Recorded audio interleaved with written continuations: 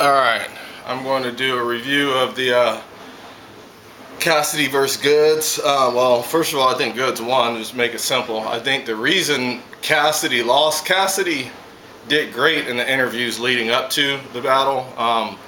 But I thought the problem with Cassidy is that he had too many bars.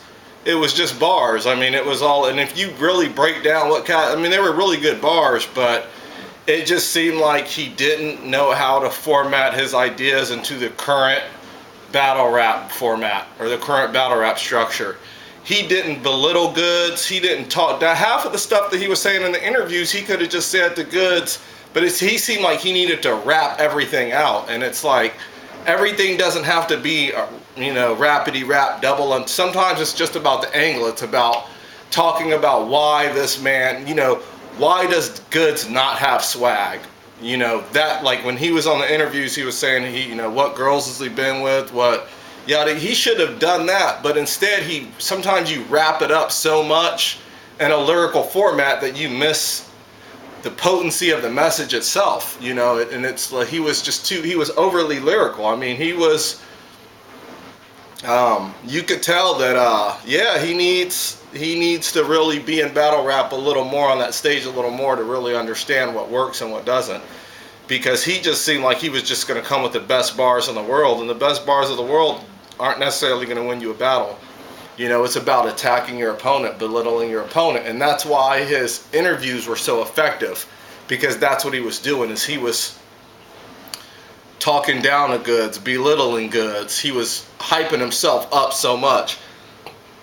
He was separating himself from the other battle rappers, and that he's so advanced, and he belongs up here. He needed to put all that in rhyme format and deliver it, and instead what he did was he just tried to write the best bars of his life, and that's not what it is. It's, at the end of the day, you need to get that crowd on your side too, and that crowd is not all there to hear the best bars in the world. Some of the crowd is here to hear you perform, to hear you break down Goodz, to hear you say why Goodz is not as complete as you. It's not about showing with his bars, and it's about telling us why.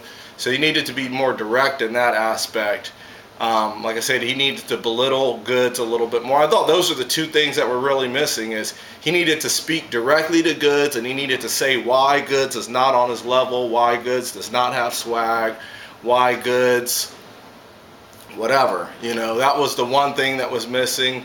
And the other thing that was missing is he didn't need to make everything so lyrical. Sometimes what you need to do is you need to build up to that really lyrical or that really punchy moment or that punchline, so that it works up to that point, and then we remember it. It becomes a moment, But when everything is just, it was too much, By the second and third, honestly, it's hard to even catch what you're saying, because everything is so dressed up, it's overly dressed up.